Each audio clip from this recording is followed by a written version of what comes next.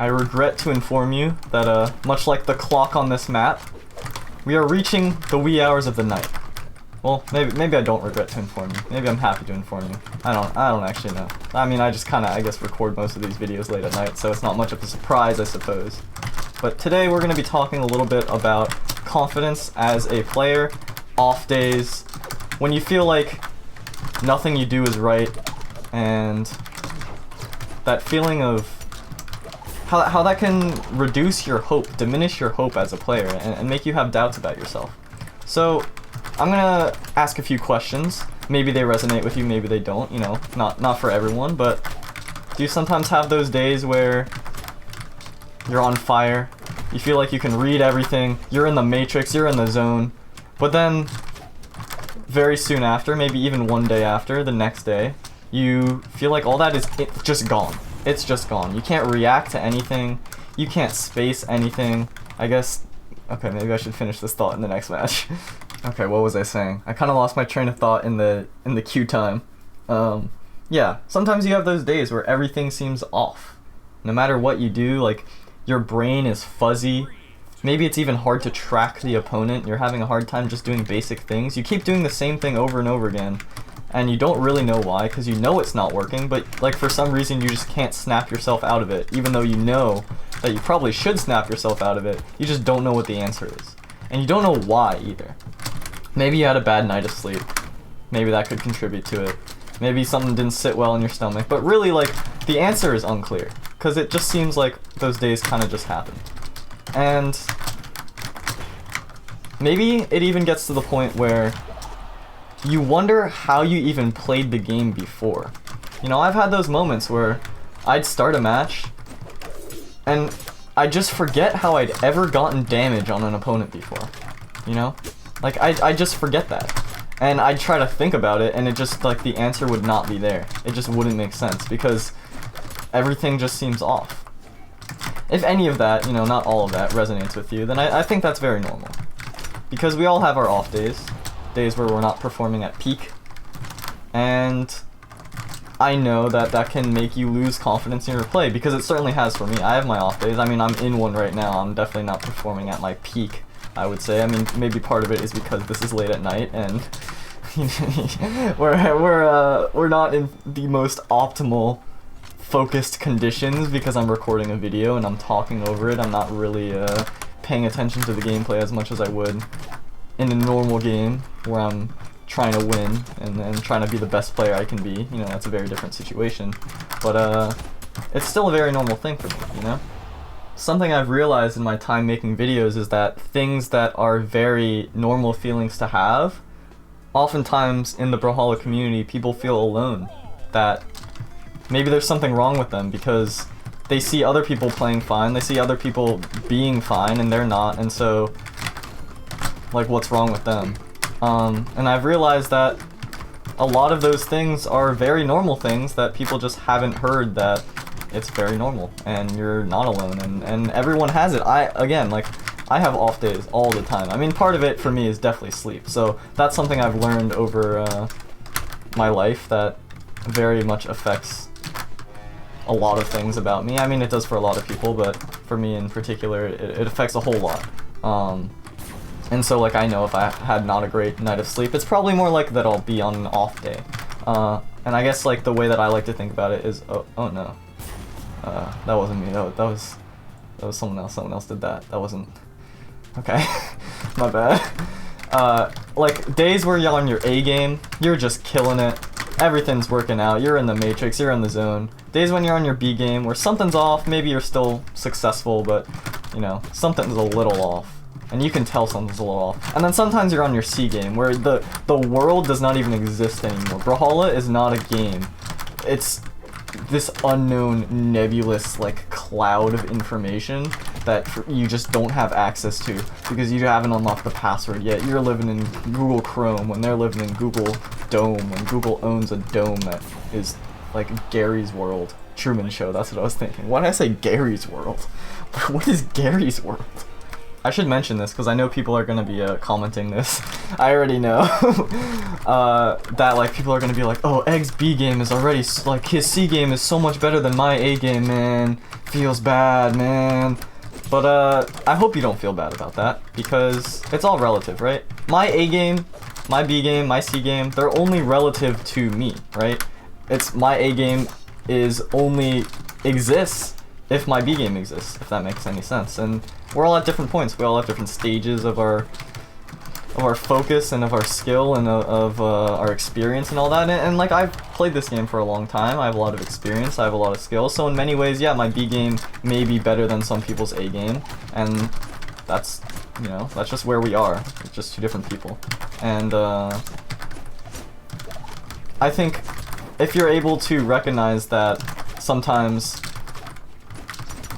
you know, it's just like, I don't know, I feel weird about this. I'm not like trying to, I feel like it sounds like I'm bragging. I'm really not trying to brag. I'm just trying to say that people are at different points in the game, and some people's B games might be like better than some people's A games. Some people's C games might be very close to their B games, and that's a lot about consistency. When people talk about consistency, it's not about always being at your peak. It's about being at a point where even if you're not at your peak, you're still able to perform. And how do you build that, right? You build that by playing through it.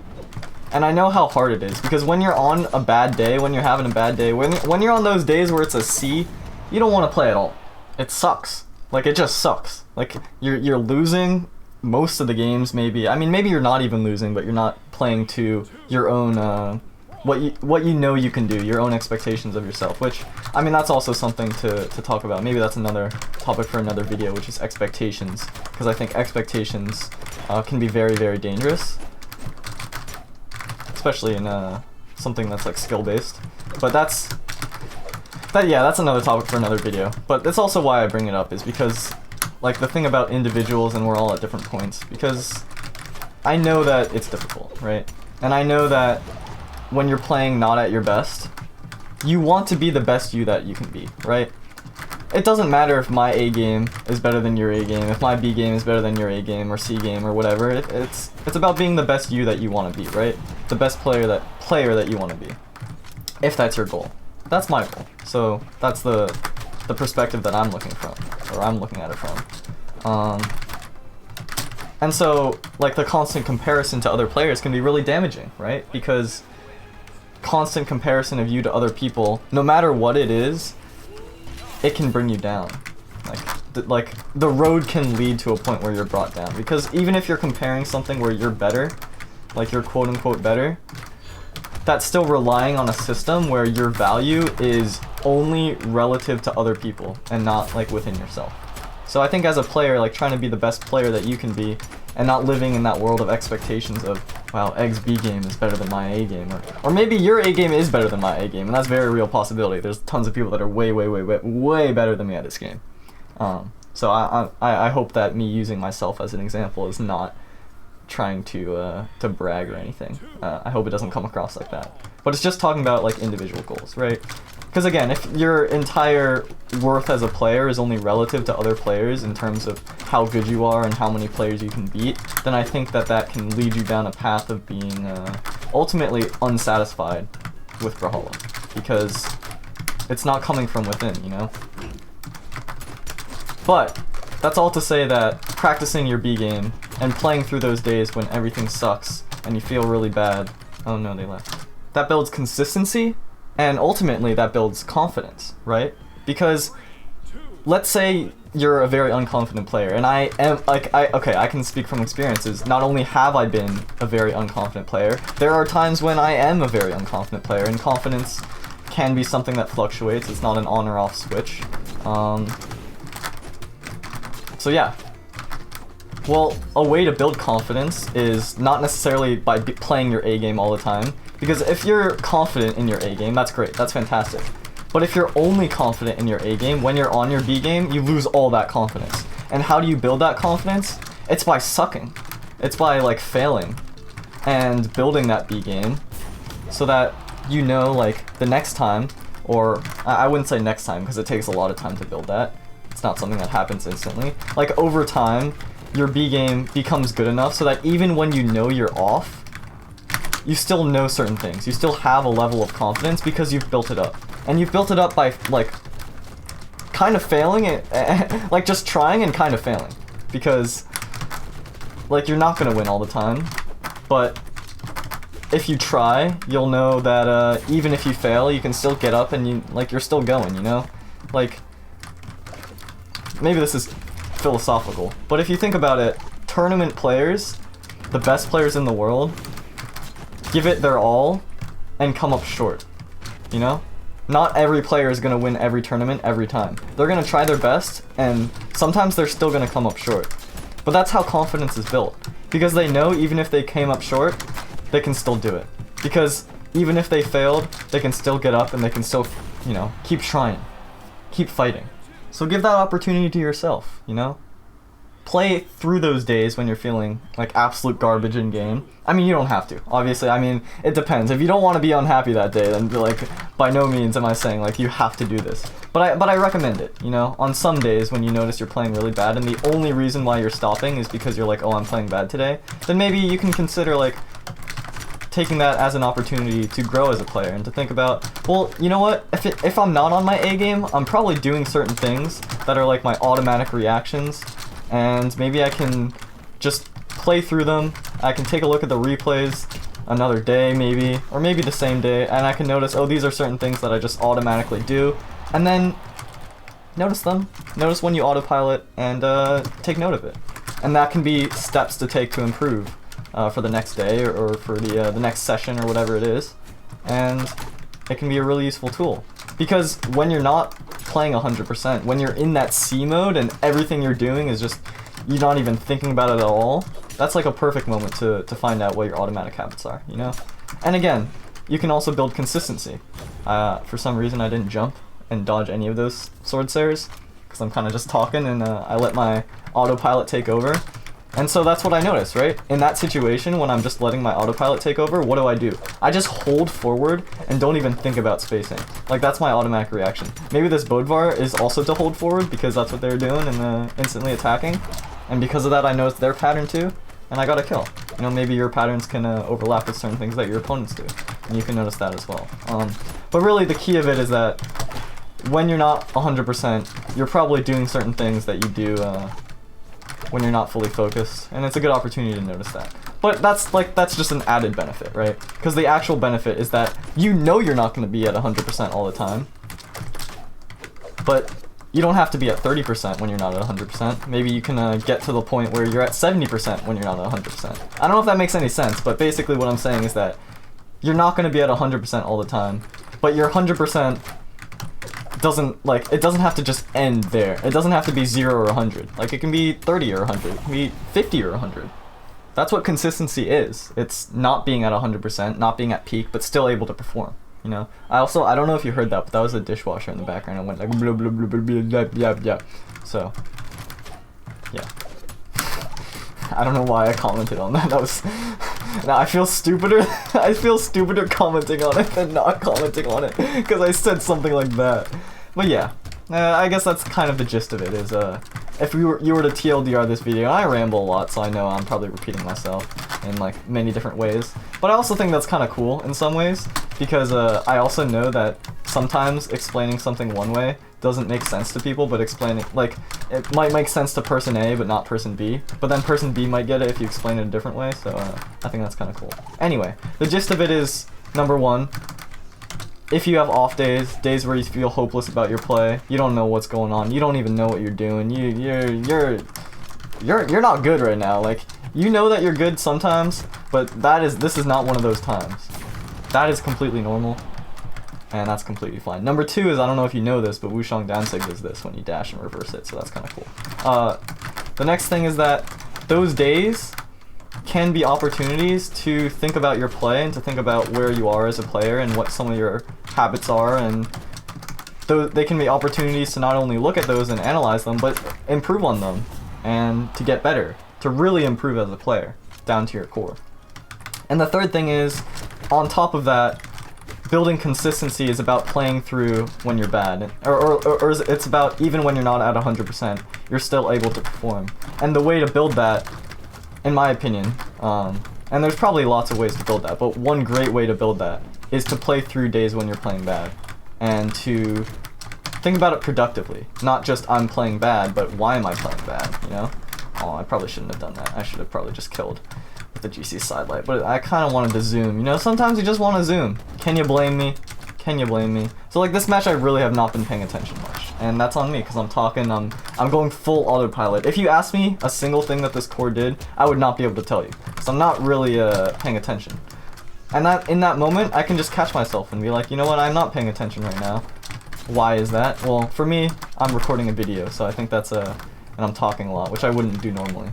But maybe it's that I'm not focused. I'm not looking at my opponent. You know, that's a big thing. I think looking at your opponent is important, because then you can see what they're doing. Oh, I try to get fancy, but they killed me for it. It's fine. So yeah, level up your B game, I guess is the gist of it. If one way to improve. And I think this also helps a lot with ranked anxiety. A big contributor of ranked anxiety is something like not wanting to lose elo and trying to create the perfect situation so that you're playing the perfect character, you're playing in the perfect mindset, you're playing at your peak so that you can rank up and you won't lose the elo that you got so desperately and so close. You almost lost all those games. You're just living on a prayer right now with your elo.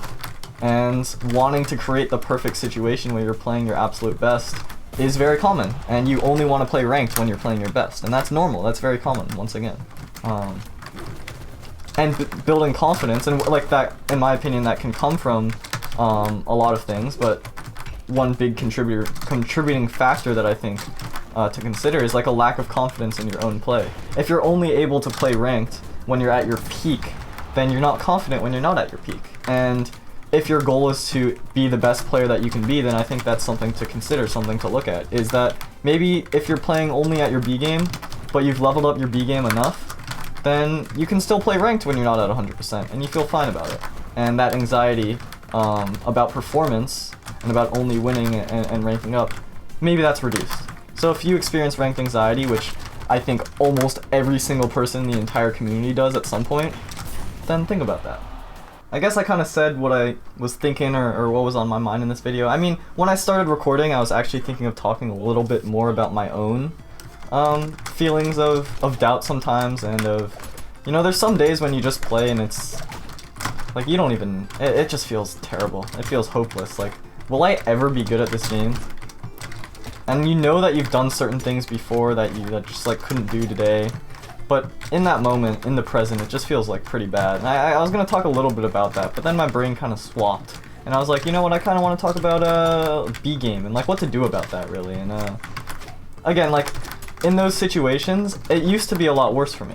I used to like definitely catastrophize when I would have those days that would just be terrible, and I would just like have these immense doubts. And again, it's like confidence is something that can fluctuate, so there are still days when those feelings come back and they're stronger or they're weaker or, you know, whatever. But what really has helped with that is leveling up B game, because that has given confidence as a player, because I know that, you know what, I'm not at 100%, but at least I know I'm still improving. I'm still getting better. I'm taking it as a learning experience, and it's not the end of the world. Like, it'll be okay. I know it doesn't feel like that, and maybe saying that is invalidating, but that's what I like know to be true to myself. I couldn't hit someone standing still, so maybe I should rethink everything I just said. Oh, I disconnected because I saw them disconnect, but then I saw them reconnect, and then I couldn't reconnect. That is very sad.